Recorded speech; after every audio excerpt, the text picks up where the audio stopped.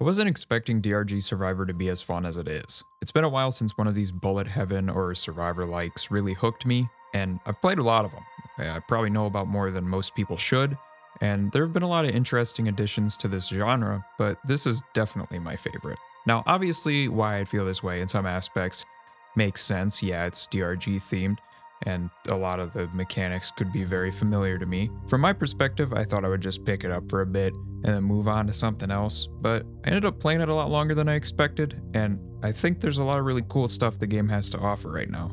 Funday Games is the developer of this project. The team was originally around 3 or 4 people, but since increased to 7 a few months before launch. I also reached out for an interview and got the chance to talk with Martin, who is the lead programmer on the project, and he'll pop out throughout the video. I'm so sorry, my cat is scratching a poster. One second. Oh. I don't know why, he's literally never done this until now. It's a relatively common misconception that Ghost Ship Games is developing DRG Survivor. This isn't the case, they're the publisher, and that's a completely different role than developing. You can look into it if you want, I'll have a link in the description. Survivor is what I like to imagine dwarves dream up of in Space Rig 17, laying in a pod for the night, drifting into sleep and dreaming of fighting unfathomable amounts of glyphids, dealing damage in the millions, collecting hundreds of minerals, and dodging the attacks of a dreadnought like it's nothing. The basic gameplay is very similar to Vampire Survivors. The translation from vampire to dwarf is not too different. All you have to do is move and select upgrades. Where it carves its own path is the ability to dig through terrain, because dwarves like doing that. This isn't the first in the genre to do it, but it remains my favorite to do so. I've played Repitendium, I think that's how you pronounce it, and that has some destructible terrain too. Mining is an essential part of Survivor, adding more player freedom for navigation while also being a tool for survivability. Enemy AI is very predictable in these games, and it allows for players to trick them in new ways with mining the terrain. You can lure them in and wait for a gap in a horde to sneak out. This extends into avoiding projectiles, slowing down larger threats like Praetorians by making them mine. Also, you can make them mine minerals for you, which is pretty neat. Minerals are used for purchasing upgrades between stages, but also give a bit of experience too. It's essential to collect as much gold and nitra as possible on higher hazards for these shop upgrades. These can be a make or break point for outpacing what the game throws at you. There are crafting minerals as well, which give permanent upgrades on the main menu outside of rounds, which is a simple way to emulate the base game's progression. Funny enough, you can even do runs where you go for as many minerals as possible, which reminds me of doing Mineral Mania missions in the base game during the time when I needed to do that. That's long gone. It would be neat to see them implement a mutator similar to Mineral Mania in Survivor. Maybe it's rarely selected at the start of a run, allowing players to build into mining-related upgrades and reap the rewards. Combine all this with collecting secondary objectives, supply drops, other optional objectives, and you have a ton to do in a small amount of time. There isn't really a moment where you find yourself bored. You're just constantly moving from objective to objective and extracting, and it's all very fast paced. We give you a lot of stuff to do all the time, which is a different approach, but I really enjoy it. That sort of stuff is stuff that just came about because in Deep Rock, you've got secondary objectives and stuff, primaries and secondaries you have to do, right? So that's sort of just a natural fit. So, we'll just take this, put it in a Survivor-like or Bullet Heaven or whatever we're calling them. And that really worked out. I think that worked out super well. Biomes add more layers to this too. Hollow Bow's indestructible vines can lead to scary situations where you need to think further ahead about how you move. My favorite of the biomes is Salt Pits, which has narrower caves and more terrain to dig through, but it takes less hits to do so. This combined with shellbacks and younglings, which chew paths through the terrain or bounce around off the walls, creates super hectic moments that are super unique to this game. And there's these rocks that you hit to rain down stalactites on enemies. It's just a really fun game mechanic too. Salt Pits lives up to the base game. It's one of the best biomes there, and it's one of the best here. Each difficulty in a biome includes challenges that unlock more of the game. These ask the player to do specific builds, get a certain weapon level, or collect a ton of minerals. The vast majority of these are interesting and fun to do. Some of them were tedious when I did them, but they've since been made a little bit easier. Regardless, I'm really satisfied with the basic gameplay. I think it's really solid and deserves a lot of the praise it's gotten. When it comes to making an early access roguelite, it's not only important to have really solid gameplay from the start, but also run progression. which I'm happy to say is true for this game. Experience is collected from enemies, mining minerals, and doing secondary objectives. You level up, and you get the sort of screen you'd expect from this kind of game if you've played one before. You get a total of 4 weapons by leveling up, and there are a boatload of options to choose from once you unlock them all. Most of the weapons from DRG are here, along with quite a few new ones. My favorite part of this whole system is the overclocks, which you get by increasing a weapon's level in a run. These can boost and alter the functionality of any gear to fit into different builds and playstyles, allowing for pretty substantial amounts of run variety. Several of these builds become super silly and overpowered.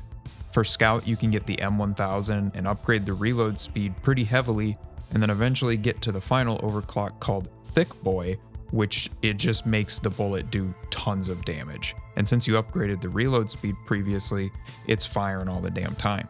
The autocannon for Gunner is completely wild and super fun to build in a bunch of different ways, and the same thing goes for the minigun. You can get the piercing with the fire.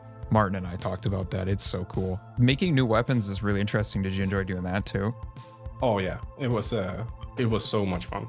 Just making weapons in general, but coming up with new ones too, because not all of it, but most of it comes from a game design need. We need a weapon that shoots a beam clockwise or something, something along those lines. And then we think, oh, okay, lore-wise, what could fit there? Well, you could have flamethrowers, you could have cryo beams, all that stuff. And in the cases where we don't have one of those from the original, we got to put in some new stuff. And the Krakatoa is one of them, the drones, and the Thor bug taser is another one of those, because we needed an electrical beam weapon as well. So yeah, that was a lot of fun. What would you say is your favorite weapon? Oh man, what's my favorite weapon?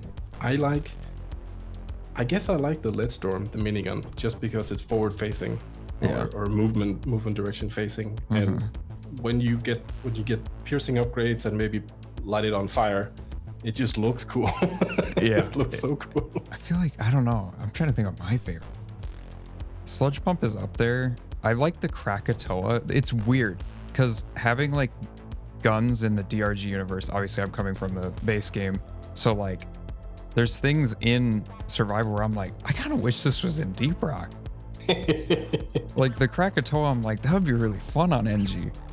We were kind of hoping that we would get those reactions in some cases with the new guns, because we did port as many of the old ones as we could, but we had to invent some new stuff as well. NG's turret can become really powerful in many different ways, and there's this build with the stubby that causes electric explosions on all your buildings and drones. This, in combination with Shredder Swarm grenades, kind of destroys the game. They did improve it in the recent update, but yeah, you love a game where you can just break it completely. That's how you know you've made a good roguelike. My favorite build, it doesn't work very well because it just makes the game break, but is the EM discharge with the SSGs. It's that's on my to-do list to fix for the next update, because that just breaks everything. That one is rough. Like when I do it, I feel bad. I feel like I'm hurting the game, but it is it is so funny. I'm only listing a few of my highlights, but there are countless powerful builds that you can try. It's super fun to go into a run with a specific weapon in mind, get it all the way leveled up, and see if you can build around it alone, or go for a specific damage type. Regardless of how good it is, it's fun to see how it works out. The overclocks bring the most replay value to this game for me, but personally, I feel like a lot of the game systems aren't built to take advantage of that. There are some challenges that ask the player to bring weapons to a high level. Other than that, there isn't much incentive to make a specific weapon your highest DPS. It would be neat to see a weapon mastery system where if it's your highest DPS by the end of a winning run, you could unlock a cosmetic or some new content like another overclock or something for it. The other items that'll interact with your build are artifacts, which can provide gameplay changes from small to big. These are essential to combine in your build on higher hazards as well. I love the absurd names for these too, like Pickled Nitra, which is just one of the best things in the game right now. Both in concept and the actual stats of it are great. Artifact names are like the artifact, like there's the Pickled Nitra and stuff. is interesting. How did that come about? Did you just kind of riff off of things, or? Yeah, it was. We have a UI artist called John, who's also a Deep Rock fan from way back. He's not on the project at the moment, but he's sort of in and out between different projects. Him and the lead designer just took a big pass of, let's figure out some fun stuff for these. And they had this fun idea of, it would be really cool if it was all stuff that maybe you could imagine that the dwarves had back on the space rig, or that they found in the mines and just sort of tucked in their vest and saved for later. Yeah. That would be a fun idea. And I mean, I laughed at Pickled Nitro as well the first time. It's like, why would you do this? This is clearly not good for you. Yeah, no, you don't want to eat that. No. That's nasty stuff. With all of these gameplay aspects in mind, they bring much more runtime out of this game than you'd think. It may be a very simple and distilled roguelite, but it has more interesting decision making than I expected. That being said, there are some things that I think could be tweaked to be a little better. The weakest part of runs at the moment is the final stage. It gets repetitive relatively fast. You fight the elites, then the dreadnought, and you leave. This was made better recently with Update 2, which revamps the original fight and adds a new one into the mix, the Dreadnought Twins from DRG. And those are both really good. I'm much happier with them. And I'm certain there'll be more variety added here in the future too, so I don't think this will really be a problem for that long. The large pool of weapons is great, and I'm really happy with how many there are in the game, especially some of the new ones like the Seismic Repulsor and the Krakatoa turret. I'm super happy with those. I do have a gripe with unlocking new weapons though, and that's you have to get a weapon to level 12 before you can use overclocks on it. When I'd unlock a new weapon and I had the choice of using it, I felt disincentivized to select it because I didn't have any overclocks for it, so it's objectively weaker. If you start to get further in the game and unlock more weapons, it's more likely that you're doing higher hazards along with this, and you don't really want to use something that can't have overclocks when you're trying to beat hazard 4 or 5. Extending playtime with mechanics like this can be okay, but in this implementation I found it creating friction with trying new weapons, which should be one of the most exciting parts of the game. The process of getting a weapon to level 12 is sort of mindless too, it's just not a very rewarding experience. Other than those very small gripes, I am pleasantly surprised by DRG Survivor. I've had much more fun than I anticipated and have 90 hours in it already. The updates have been great so far. I really like the Huli Hoarder in the latest update. I think that's my favorite addition, surprisingly. It has a pretty wide variety of rewards that you can get from the chest it drops, like you can get minerals, or an upgrade, an artifact. It's just super cool to not know what you're gonna get from it. I have no doubt that this game's future is bright. It's been super fun so far, and I'm super excited to see what they do next. One of the greatest parts of talking with Martin was the amount of positivity surrounding this project. Working with Ghost Ship has been like a dream partner. In the past, we've worked with a lot of our other clients. Some of them are very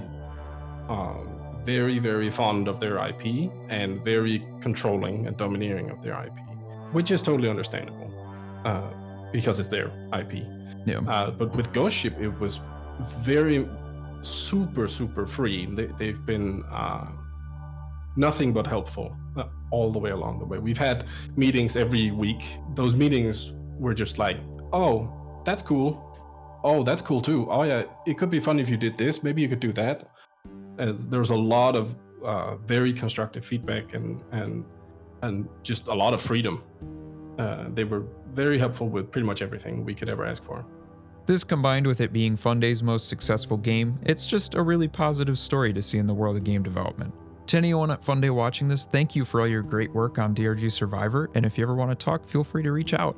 I highly recommend the game. I'm super happy with it. It's pretty cheap and it runs great on the Steam Deck if you have that. Thanks for watching this video. Rock and Stone.